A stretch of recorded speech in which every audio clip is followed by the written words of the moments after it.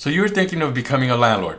There are things that we look for in a property owner, and if you are thinking of renting out your property, you need to do a self-assessment for these 3 things. Believe it or not, when you are talking to a property management company to see if they would be a good fit, they may also be checking to see if you're going to be a good fit for the company. The management company is going to be the middle person between the property owner and the tenant, but the primary relationship is with the property owner. If the property owner does not meet these 3 requirements, then the management company may not work with them. Before I tell you these 3 things, my name is Pete Candelario. I am the broker and one of the owners of RE Solutions XV, a residential real estate and property management company located in San Antonio, Texas.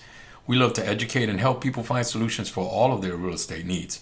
If you're interested in that, then hit the subscribe button below. The first thing a property owner that wants to rent out their property needs to do is to emotionally detach themselves from the property. This will no longer be your home.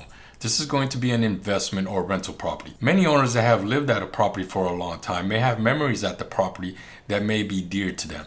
You may have that wall or door frame that has your kid's growth chart or marks on it. What happens then is that there will not be any tenants that will be good enough to rent the property. No one will take care of the property as good as you did or will. Even if the property management company tells you that the tenants took care of the property and there is only normal wear and tear at move out, everything would be considered damage and beyond repair. This is normally a nightmare for property managers. Number 2, have enough reserves. A lot of owners only think about covering the mortgage, but maintenance is going to come up. There are some deferred maintenance items that you can live with at your personal home, but that may not be the case at a rental. You may have to cover the cost of replacing a water heater or an HVAC issue. In fact, you still need to pay your mortgage even if the tenant does not pay the rent. We usually tell owners that you should have at least 2 months of mortgage payments saved up so you don't have to rely on the rent to come in. If you need the rent payment to cover your mortgage or any other monthly expenses, then you may not be a good fit at this time, and having a rental property would be even a greater financial burden. Lastly, a property owner needs to have realistic expectations. When we say realistic expectations, we are talking about the expectations of the tenant and the management company.